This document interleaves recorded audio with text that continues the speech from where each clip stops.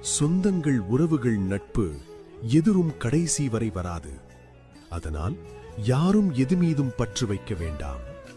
வருபவர்களை வரவேற்று பழகு, போகிறவர்களை தடுத்து நிறுத்த முயற்சிக்காதே. அதுதான் தன்மையில் மனிதமும் மனிதத்தின் தன்மையுமே. பெண்மையில் புனிதம், புனிதத்தின் பெண்மை பெண்மையாகும். அனைவருக்கும் வணக்கம். மீண்டும் ஒரு சிந்தைக்கு விருந்த ஊடாக உங்கள் அனைவரையும் சந்திப்பதில் மிக்க மகிழ்ச்சி. நான் உங்கள் நேசன் எஸ்டி நாதன், ஸ்காப்ரோ, கனடாவிலிருந்து.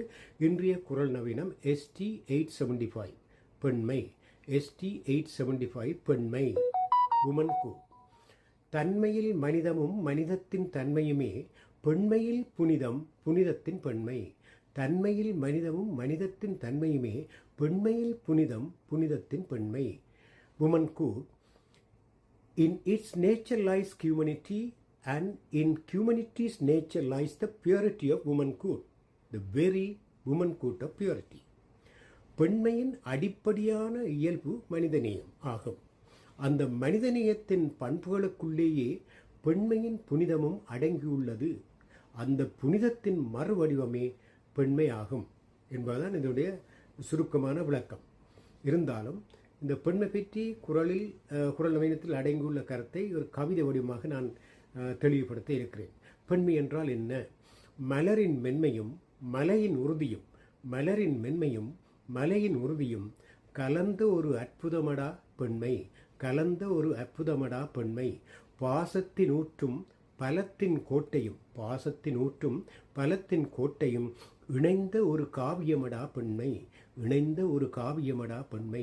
உருவங்கள் பல மாற்றம் கண்டாலும், உருவங்கள் பல மாற்றம் கண்டாலும் உள்ளத்தில் என்றும் ஒளிவிடும் தீபமடா, உள்ளத்தில் என்றும் ஒளிவிடும் தீபமடா. புயல் காற்றிலும் வேரூன்றி நிற்கும், புயல் காற்றிலும் வேரூன்றி நிற்கும் பூமித்தாயின் மறு ரூபமடா, புயல் காற்றிலும் வேரூன்றி நிற்கும் பூமித்தாயின் மறு உருவமடா. கண்ணீரை மறைத்து புன்னகை சிந்திடும், கண்ணீரை மறைத்து புன்னகை சிந்திடும் தியாகத்தின் மறுபெயர் பெண்மையடா, தியாகத்தின் மறுபெயர் பெண்மையடா. தடகளை தகர்த்து எழும் சுடரொளி, தடகளை தகர்த்து எழும் சுடரொளி காலத்தின் கையில் அகலாத விதியடா, காலத்தின் கையில் அகலாத விதியடா. அன்பின் உச்சம் அறிவின் சிகரம், அன்பின் உச்சம் அறிவின் சிகரம். அச்சத்தை வென்ற தீரத்தின் முகமடா, அச்சத்தை வென்ற தீரத்தின் முகமடா. வரையறுக்க முடியாத வானம் போலே, வரையறுக்க முடியாத வானம் போலே எல்லைகள் கடந்த பிறவாகம் பெண்மையடா, வரையறுக்க முடியாத வானம் போலே எல்லைகள் கடந்த பிறவாகம் பெண்மையடா. இப்படி இந்த பெண்மையின் பெருமையை ஒரு கவி சுருக்கமாக நான் வழங்கியிருக்கிறேன். உண்மையில் இந்த உலகம் இயங்குவதற்கு அடிப்படையில் காரணம் பெண்மை. பெண்மையும் அதன் தன்மையும், மற்றது மனிதமும், பெண்மையும் அதன் தன்மையும் மனிதமும் சேர்ந்துதான் இந்த உலகத்தை இன்று இயக்கிக் கொண்டிருக்கிறது என்பது உண்மை. பெண்மை இல்லை என்றால் மனிதன் இல்லை, மனிதன் இல்லை என்றால் இந்த உலகம் இல்லை, இந்த உலகம் இல்லை என்றால் உயிர்கள் இல்லை. எனவே இந்த பூமி என்பது எத்தனையோ மற்ற கோள்கள் போல் ஒரு சடமாகத்தான் சுற்றி கொண்டிருந்திருக்கும். எனவே உயிர்ப்பு இந்த பூமியில் முதல் உயிர் தோன்றி இன்று மனிதன் வரை விலங்குகளாக கூர்ப்படைந்திருக்கிறது.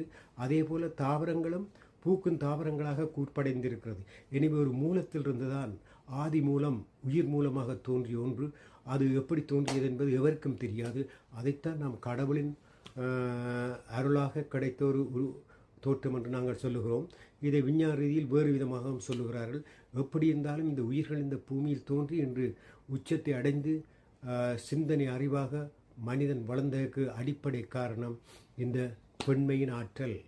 பெண்மையின் ஆற்றலும் அதன் தன்மையும் பெண்மையும் மனிதமும் இல்லை என்றால் இந்த உலகத்தில் இயக்கத்துக்கே இயங்க முடியாத சூழ்நிலை தான் இருக்கும்.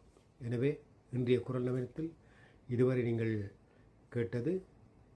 தொடர்ந்து மீண்டும் மற்றொரு குரல் நவீனத்தோடு நாளை சந்திக்கும் வரை விடைபெற்றுக் கொள்வது உங்கள் நேசன் ST நாதன். நன்றி.